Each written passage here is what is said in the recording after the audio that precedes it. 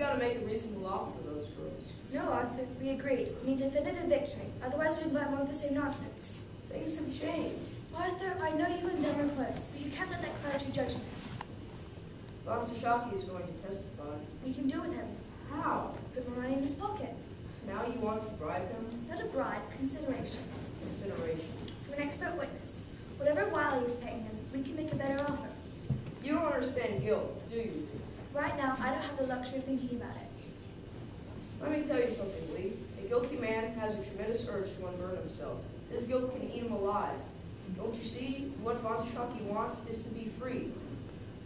Don't you understand? That's why he's testifying to those girls. That's why he will never testify for us, no matter how much consideration you offer. Arthur, for heaven's sake, what are you trying to do? Are you trying to wipe me out? Tell Mark to get in touch with Wiley. Get a conversation going. Come up with an offer the girls can accept. Every penny I have sunk into this company for the last 7 years. Why? Because of you. Because of you.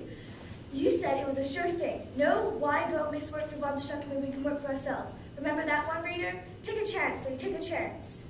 Lee, we were fooled. Von Sashaki fooled us all. The only thing we can do now is clean up as best we can. Do this and it's the end, Arthur. You're stepping down, Lee? Not me. Well. Don't you know, they're only one vote away from getting rid of you. And whose vote is that, Lee? Arthur, have you still no faith in me?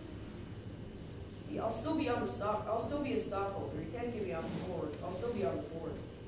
I'm still on the hook if this company goes under. Think about that the next time your conscience starts to bother you.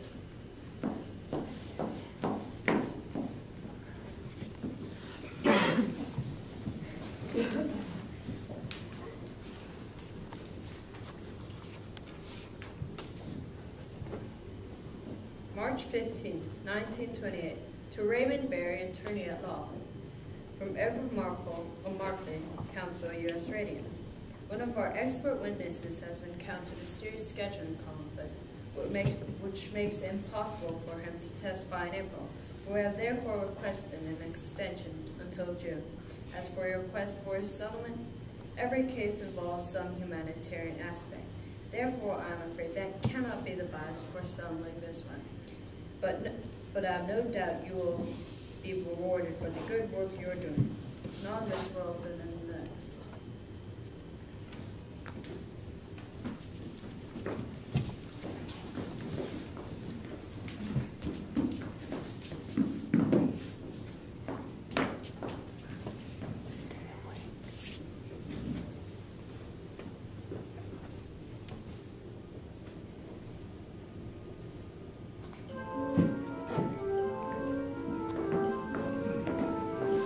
Shine. Miss Charles? Time for work. Oh, I'm late. I set the alarm. We have $5,000 before breakfast. Up. It's all for the worker. Please, I'm so very tired.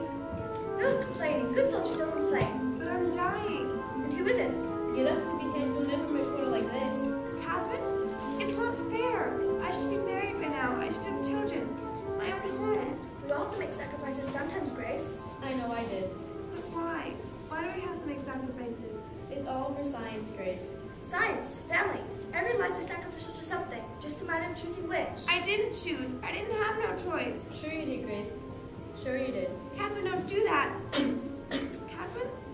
Oh, now look what you did, Grace. I'm bleeding all over the dials. I'm sorry, Catherine. I guess I shouldn't have said anything. No problem. What's one more dead doll painter?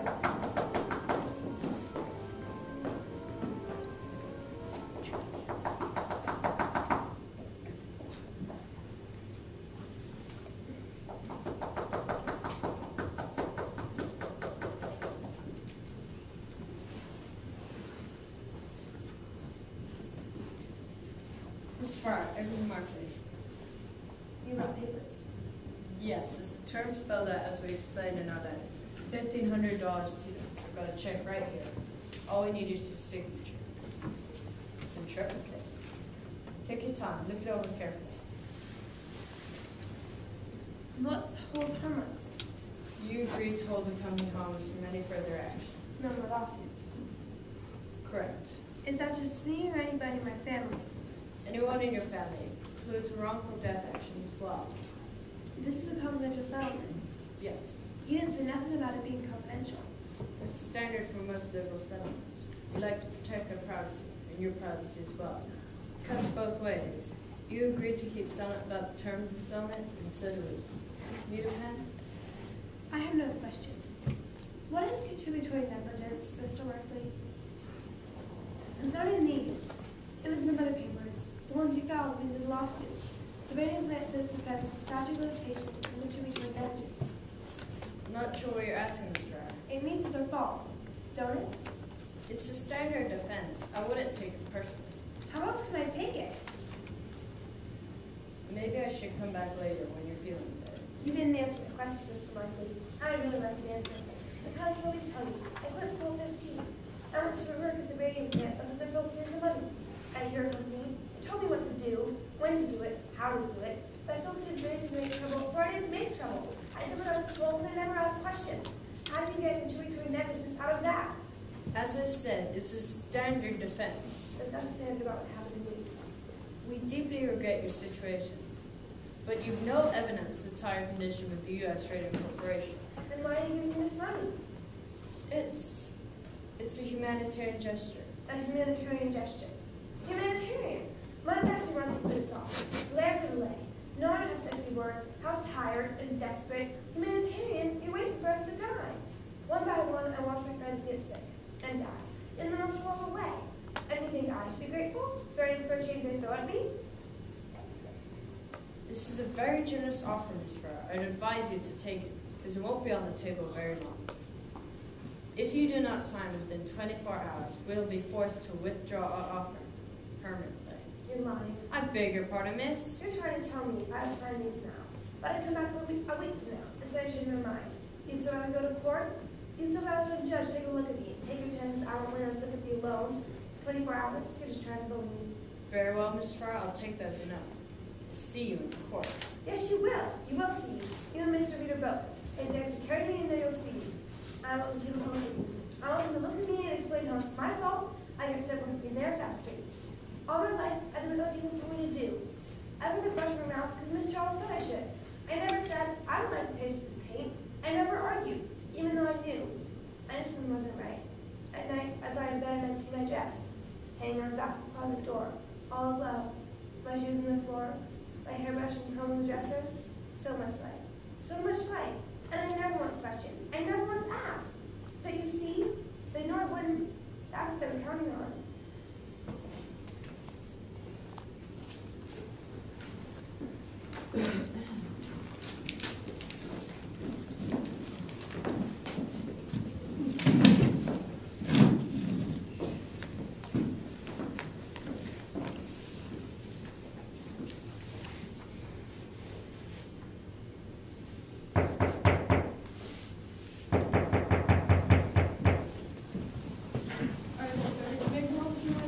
I left messages with your housekeeper. I knew you got the messages. As we are no longer in business together, I thought it'd be best not to respond. Is this what this is all about? Perhaps a cup of tea will calm your nerves.